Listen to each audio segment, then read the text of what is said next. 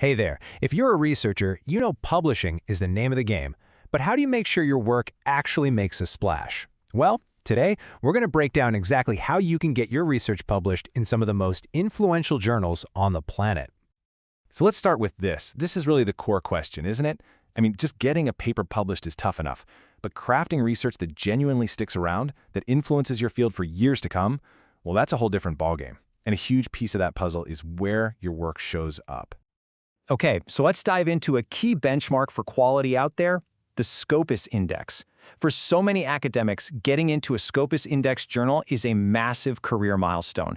And believe me, there's a very, very good reason for that. So what does Scopus-indexed even mean in practice? Think of it like a seal of approval. It's a hallmark of quality. For any journal to get listed, it has to go through this incredibly tough evaluation. It basically tells the entire academic world that the research inside is top-notch, it's credible, it's innovative, and it meets the highest ethical standards. And publishing in these top-tier journals? Oh, it comes with some serious perks. You can see how all these benefits just feed into each other. You get more global visibility, right? That leads to more people citing your work. That boosts your H-index, which is that key metric for impact, and that directly opens doors for better jobs and tenure. It's like a powerful upward spiral for your entire career. The benefits are crystal clear. But what about the nuts and bolts? What's the actual process look like? Let's walk through the step-by-step journey that takes your work from just an idea to a polished, submission-ready paper.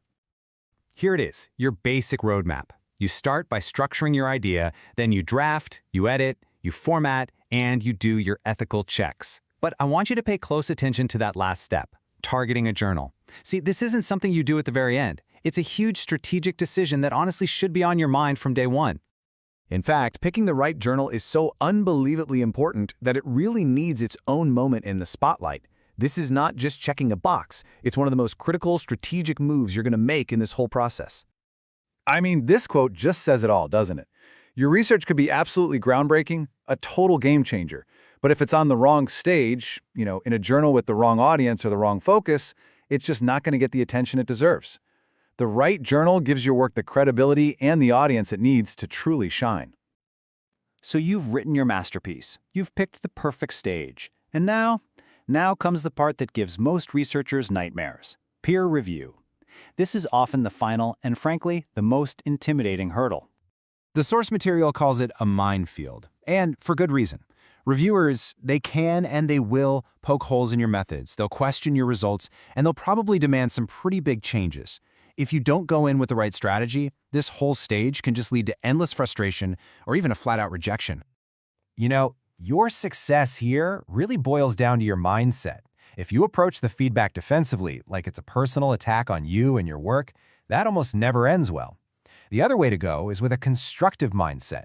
You see that criticism for what it is, a free consultation from experts to make your paper even better. That shift leads to smart, strategic revisions that don't just get you past the reviewers, they actually make your research stronger.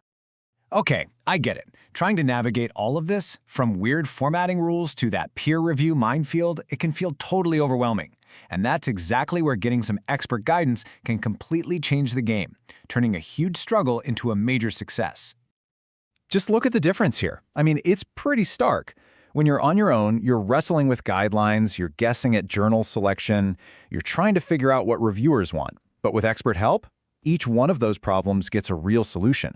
You get formatting support, strategic advice, professional editing, and the result isn't just a less stressful process, it's a much, much higher chance of getting that acceptance letter.